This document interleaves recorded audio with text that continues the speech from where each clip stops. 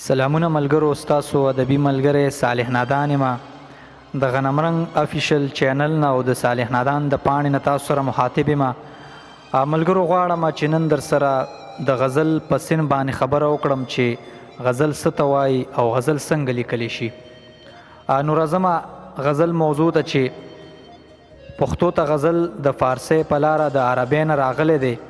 اصل کې په عربی کې غزل په موجوده هیت کې نه و، بلکې دا د قصیدې یوه برخه وه. قصیده ځان له یو صنف دی، په دې به بیا بل پروګرام کې خبره کومه. نو د غزل لاغوي معنی ده د ښځو سره خبرې کول یا د ښځو خبرې. که چېرې غزل د ښځو سره خبرې کول وي نو بیا هغه د پریشان خټک صاحب خبره چې کله ښځه ذات غزل لیکي نو هغه به چا سره خبرې کوي او هغې ته به بیا څه وایو. یو بل تعریف کې وایي چې غزل د غزال نه وتی دی او غزال هوسۍ ته وایي. کله چې هوسۍ پسې ښکاري لګېدلی وي او دا ترې منډې وهي، خو چې کله ښه ستړي شي او د بچ کېدو امید یې پاتې نه شي نو د دې د زړه نه یوه څړیکه وځي چې هغې ته هم غزال ویلی شي.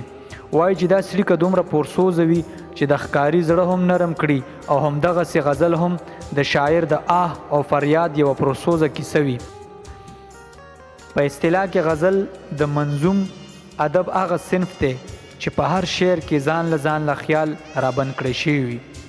ښاغلی سحر صاحب په خپل کتاب ادب پوهنه کې لیکي چې غزل ته غزل ځکه وایي چې په دې کې مدام د عشق او محبت خبرې وي او د خپل یار د دیدن او ښکلا تذکره هم پکې وي.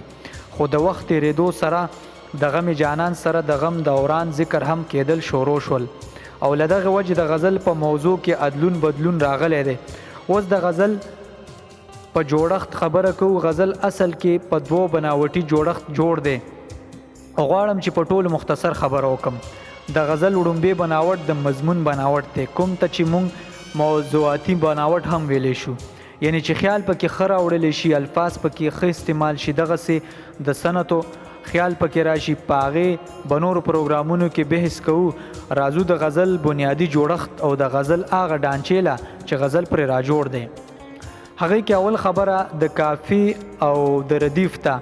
کافیه او هم آواز لفظ وي، کافیه یو هم آواز لفظ وي. د غزل د هر شعر په دویمه مصره کې راځي لکه آسمان، انسان، بایان، کاروان وغیره.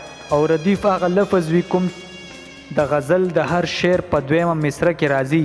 مونږ دلته یو مثال طرف ته راځو. د حمزه بابا شعرونه دي: په گردش د زمانې به میده نشي، که پښتون له جمعیته سره مل شي، د تیرک ځنې دانه چې بیله نشي، په میچن به وایه وایه څنګه دل شي.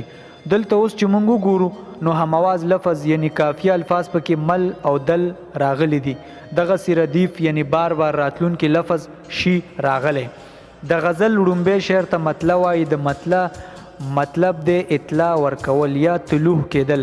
څنګه چې لمر طلوع کېږي او د رڼا راوړلو سبب دی، دغسې د غزل وړومبی شعر ته مطلع وایي چې شاعر پکې څه اطلاع کوي. د مطلع اصل حیثیت د کافی او ردیف پابندي وي چې دا به هم کافیه او هم ردیفه وي. لکه مثال کې د رحمان بابا شعر مونږ راواخلو چې ډوب د یار په درد او غم کې غرقاب خوښ یم، ډوب د یار په درد او غم کې غرقاب خوښ یم، په دا اور کې بې طاقته بېتاب خوښ یم.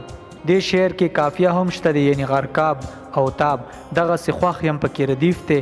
د غزل آخره شعر ته مقطع وایي یعنی ختمېدل. یعنی د غزل هغه اخیری شعر چې شاعر پکې خپل تخلص استعمال کړی وي. لکه عبدالحمید بابا وایي چې د عشق په جهل ځان وژني ناصحه، چې د عشق په جهل ځان وژني ناصحه، کاش که زه عبدالحمید هغه پښتون یم.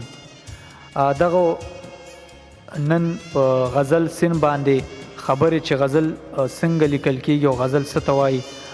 که څوک پې نه پوه شوي نو هغه دې دغه ویډیو بار بار وګوري، انشاءالله په دغه باندې به پوه شي چې غزل څه ته وایي. ډېره مننه. یو خواست کوم په اخره کې که چا هم چینل نه سبسکرایب کړی هغې دې زموږ چینل سبسکرایب کړي او موږ ته د خپلې ګټورې رایې راکړي. د کمنټ په ذریعه باندې ما سره مرستیالو منصور الهام او ما صالح نادان ته ورکړی. اجازت د لوی الله په امان.